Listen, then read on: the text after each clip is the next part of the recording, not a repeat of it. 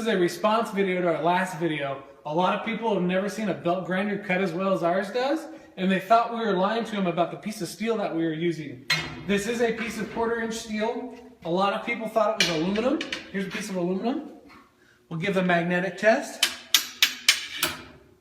Sticks to the steel.